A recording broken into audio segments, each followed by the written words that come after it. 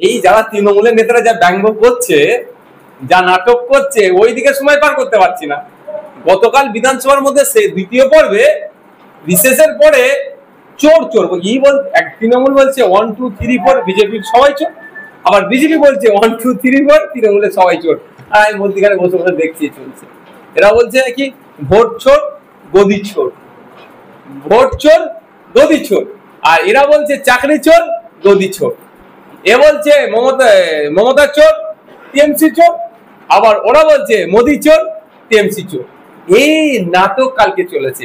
এই নাটক দেখতে দেখতে ভাই আমার সময় পার হয়ে যাচ্ছে। অনির্বাণ বাবু তার নাটক দেখার সময় আমার হয়ে ওঠেনি। আব্বাস সিদ্দিকী অপরদিকে আপনি হঠাৎ করে এরকম। দেখুন, আমি তো প্রায় বাংলার বিভিন্ন সময়ে এসে যেরকম আমার ডিউটি সেদিকে আমাদের অফিসে অনেকদিন আমার আসা হয়নি এখানে মানুষের পরিষেবা দিতে। আপনি এখানে প্রায় 1 ঘন্টা ধরে আছেন, দেখছেন, অনেক ভিডিও করেছেন, প্রচুর মানুষজন আসলো, তাদের সিগনেচার থেকে শুরু করে তাদের রেকমেন্ডেশনের অনেকের ব্যাপার আছে, সেগুলোর জন্য আসলো, সেগুলো আমরা দিয়েছি।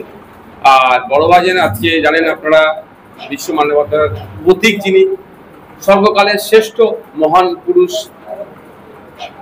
হযরত মুহাম্মদ সাল্লাল্লাহু আলাইহি ওয়াসাল্লামের আজকের আবির্ভাব দিবস বা আগমন দিবস, পৃথিবীর বুকে তিনি আজকে পদার্পণ করেছিলেন। তো তার আজকে যেহেতু তিনি পদার্পণ করেছিলেন, সেই জন্য সারা পৃথিবী আজকে খুশি মানাচ্ছেন, ভাঙড়ের মানুষ আজকে খুশি মানাচ্ছে। ধর্মীয় ভাবে এখানে একটা ধর্মীয় সভা আছে, সেই সভাতে তিনি আজকে এসেছেন। এটা গতকালকে বাহারুল ইসলাম, যিনি জেলা পরিষদ, তিনি বললেন যে নবিয়ানা মেম্বারে আব্বাস সিদ্দিকী রাজনীতি করতে আসছে। ওদের মতো বোকা বোকা কথা কেন কথা বলছে? যদি প্রশ্ন করা হয় তাহলে রমজান মাসে যে ইফতার খেতে গিয়ে মাথায় ঘুমটা টেনে মাথায় টুপিতে বসে সারাদিন হয়তো রোজা রাখনি, সেগুলো কি ছিল? প্রশ্নগুলো অনেক কিছু হয়ে যাবে। ওদের কথা যত কম বলবেন তত ভালো। বামেদের সঙ্গে আপনাদের জোট কত? যেহেতু আপনি দেখুন, আমি 2021 সালে আমরা বাম কংগ্রেস আইএসএফ জোটে এসেছিলাম। আমরা 2026-এ আমরা চাইছি জোটটা তাড়াতাড়ি হোক, মানুষের কাছে পৌঁছাক, মানুষ যাতে করে বুঝতে পারছে এখন যে একটা বিকল্প খুঁজছে, বিজেপি তৃণমূলকে হারাতে হবে, তাই বিকল্প শক্তি হিসেবে আমাদেরকে আমাদেরকে গড়ে তুলতে হবে। বিজেপি তৃণমূলের বাইরে আমাদেরকে নিজেদেরকে গড়ে তুলতে হবে। সেখানে left front, Indian national Congress, ISF, আরো যে সমস্ত রাজনৈতিক দলগুলো আছে এবং অনেক সামাজিক দল যারা বিজেপি তৃণমূলের হাত থেকে পরিত্রাণ পেতে চাইছে, তাদেরকে নিয়ে আমরা জোট করতে চাইছি। আমরা প্রথম পর্বের চিঠি বামের চেয়ারম্যান শ্রদ্ধেয় সম্মানীয় বিমান বসু স্যারের কাছে পাঠিয়েছি। প্রয়োজনে আমরা আবার তাদের সাথে কথা বলবো এবং দ্রুততার সাথে এগুলোকে একটা ওয়ে আউট বার করবো। যদি বামফ্রন্ট না জোট করে আপনারা কি এককভাবে লড়াই করবে? প্রথম কথা হচ্ছে, যদি জোট না করে প্রশ্ন আসবে কেন জোট করবে না? যেহেতু মানে ঊর্ধ্বতর লেভেলে বাম যদি না জোট করে প্রশ্ন আসছে না, আমি আশা করবো জোট করবে। কারণ তৃণমূলের সঙ্গে দ্বিতীয় কথা হচ্ছে, আমরা রাজনীতির ময়দানে এসেছি, যে ইলেকশন গুলো আসবে কন্টেস্ট আমাদের করবো। চলার পথে যারা সাথে সাথ দেবে চলবো, সাথে একসাথে, নালে একলা চলো। ভাইজান অনির্বাণ হাস্যকর ব্যঙ্গ ভিডিও করেছেন, আপনারা দেখেছেন। দিলীপ ঘোষ থেকে, শতরূপ থেকে, এমনকি আরো অনেক নেতাদের নিয়ে ব্যঙ্গ একটা ভিডিও করেছে এবং অনেকে কেস করেছে, সেটা নিয়ে আপনার মতামত? আমি সত্যি আমার সময় হয়নি দেখতে। একটা গদি চোর, এ বলছে মমতা চোর টিএমসি চোর, আবার ওরা বলছে মোদি চোর টিএমসি চোর। এই নাটক কালকে চলেছে। এই নাটক দেখতে দেখতে ভাই আমার সময় পার হয়ে যাচ্ছে। অনির্বাণ বাবু তার নাটক দেখার সময় আমার হয়ে ওঠেনি। ওয়াকাফ বিলের পর এসআইআর, এটা কি ভোটের ধরা কল? এই নিয়ে অনেক আলোচনা আছে। আমি যে ছোট্ট কথা বলবো, দেখেছো নওশাদ সিদ্দিকী সুরে সুর মিলাচ্ছে। আমি একটা কথাই বলি, রাজ্য সরকারের অনেক নেতারা কি বলছে এসআইআর হতে দেব না, কিন্তু ইসিআই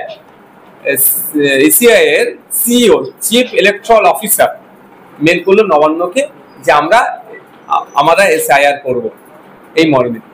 নবান্ন তড়িগাড়ি ফিজিক্যাল মিটে দূরের কথা, ভার্চুয়াল মিট করলো chief secretary of West Bengal, আপনার রেসপেক্টেড মনোজ পাং স্যার, সমস্ত ওয়ার্ল্ড ডিস্ট্রিক্টসে যত ডিএম ছিলেন তাদের সাথে মিট করলেন যে ইমিডিয়েট আমাকে তথ্য দাও, ERO electoral registration officer, এইআরও additional electoral registration officer, কত শূন্য পদ আছে তারা 600 বা যেগুলো শূন্য পদ আছে তাড়াতাড়ি পূরণ করতে হবে। মানে এটা কি তাড়াতাড়ি করছে এরা এসআইআর করা, এরা বলছে এসআইআর করতে দেবো না পাবলিকলে, আবার এরা এসআইআর করার জন্য অফিসার 600 শূন্য পদ।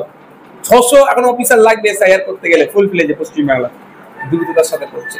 আবার তো দেখলাম একটা ফেসবুকে পোস্ট, সত্যতা এখনো যাচাই আমি করিনি, 374 কোটি টাকা মতো নাকি বরাদ্দ করেছে এসআইআর করতে গেলে এই টাকা লাগবে রাজ্য সরকার। মানে বুঝতে পারছেন সাফাই কামড়াচ্ছে ওজা হয়ে ছাড়ছে।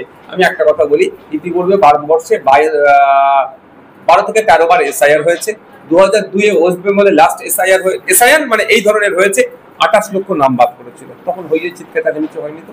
আমি আজকের দিনে বলছি এসআইআর পদ্ধতি মেনে হবে, আশা করব। যদি পদ্ধতির বাইরে গিয়ে কাউকে ডিভোটার হ্যান ত্যান ঘোষণা করে আমরা লড়াই চলবে। কিন্তু প্রশ্ন একটা, যে মমতা ব্যানার্জি বলছেন এসআইআর হতে দেবো না, বা তার দল বলছে, তাহলে কেন অফিসার নিয়োগ করছে? আর কিছু লোক চিৎকার করছে এসআইআর করে নাকি এ করে দেবে, হ্যান করে দেবে, তেমন করে দেবে। তাহলে আমি তার প্রশ্ন এটাই, তাহলে কি করবে আপনারাই বলুন, কি করতে হবে? যদি বৈধ কিছু কথা হয় তাহলে সেই তাদের পরামর্শ অনুযায়ী চলবে। আমার কথা নাকি অনেকের পছন্দ হয় না। আমরা একটা কথা বলেছি যে আতঙ্কিত হবেন না। আমার প্রশ্ন এটাই, কদিন আগে দেখলেন না এসআইআর এর আতঙ্কে একজন মারা গেছে, তাহলে লাভটা কি হলো? তার যার মারলো তার পরিবারের লোক গেল তো। আপনি আমি মাথায় দিয়ে হেডেক নিয়ে নিয়ে এসআইআর করে দেবে, এসআইআর করে দেবে, এসআইআর করে দেবে, সারাদিন যদি 24 ঘন্টা মাথায় নিয়ে চলি, সমস্যা থেকে উতরাবেন কিভাবে? এসআইআর তো আটকাতে পারবেন না। আর্টিকেল 222, আর্টিকেল 324, আর্টিকেল 324 পাওয়ার ইলেকশন কমিশনকে পাওয়ার দিয়েছে কনস্টিটিউশন, আপনি আটকাতে পারবেন না। তাহলে আপনি যদি হেডেক নেন, এক্সট্রা হেডেক নেন, কি হবে? সিএনআরসি করে তাড়িয়ে দেবে, তাড়িয়ে দেবে, তাড়িয়ে দেবে। দেখুন সিএনআরসি তো হয়েছে, কজনকে তাড়িয়েছে আর কজন নাগরিকত্ব পেয়েছে। আর মমতা ব্যানার্জি কি বলেছিল, আমার বুকের ওপর এনআরসি হবে, আমার বুকের ওপর সিএ হবে, বলেছিল না? সিএ হয়ে গেল তো। মমতা ব্যানার্জি শুয়ে পড়লেন, তার বুকের ওপর হলো। তো এসআইআর গল্প শোনালেও দেখবেন এসআইআর করতে মমতা ব্যানার্জি আগে দেবে, এটা মাথায় রাখবেন। আমাদের বক্তব্য হচ্ছে আতঙ্কিত হবেন কেন? আপনি আতঙ্কিত আপনি হয়ে, আপনি যদি ভয় পেয়ে যান তাহলে সমাধান কিভাবে করবেন? দেখবেন অনেক সময় টেনশনে পড়ে গেলে মোবাইলে লক, আমাদের সবার প্যাটার্ন লক, সংখ্যা দিয়ে লক থাকে, তো খুলতে পারে 3-4 বার করে মারতে, তারপরে খুলে, মাথায় চাপ পড়ে গেলে। তা আপনার সমস্যা থেকে উঠতে গেলে মাথায় চাপ নিলে হবে না, মাথাকে কুল রাখতে হবে, ঠান্ডা হয়ে যে সমস্যাকে সমাধান করতে। এইটা বক্তব্য আমার। আর এই বক্তব্য দিলে তো আর তৃণমূলের কোলে উঠে লোক করবে না। ওই জন্য কিছু তৃণমূলের ভাতাজীবী আছে, তারা আমাদেরকে কিস্তি খারাপি করছে। আচ্ছা, শওকত মোল্লা বললেন যে 2026 বিধানসভা ভোটে আব্বাস সিদ্দিককে, ক্যানিংপুর দুই ভাইকে 2 বিধানসভাতে দাঁড়ানোর বার্তা দিয়েছেন, যে হারিয়ে বাড়ি পাঠানো হবে। কিন্তু আমরা দেখেছি স্কুল ভোটকে, মাদ্রাসা ভোটে, সেখানে কিন্তু আইএসএফ নমিনেশন দিতে পারেনি থানার সামনে। তারপরে তিনি কিন্তু সবাইকে ফুলের মালা দিয়ে আবরণ করে গণতন্ত্রকে বিপন্ন করে সবুজ মালা, সবুজ আবির মারছে। কতদিন ভাই? লাঠি সুটা বন্দিস্থল দিয়ে চিরস্থায়ী হওয়া যায় না। হিটলারের ইতিহাস করবেন, জার্মানিটা চেয়েছিল সারা পৃথিবীতে এক জাতি থাকবে, একটা ইয়ে থাকবে, সবটা চেয়েছিল। কিন্তু আজকে কি দেখেন, হিটলার ইতিহাসের পাতায় ঠাঁই হয়ে গেছে। তো এই ক্ষমতার অপব্যবহার করে কেউ যদি মনে করে সবটা হয়ে যাবে, অত সহজ নয়। ডায়লগ 2026-এ আমরা বুঝিয়ে দেবো।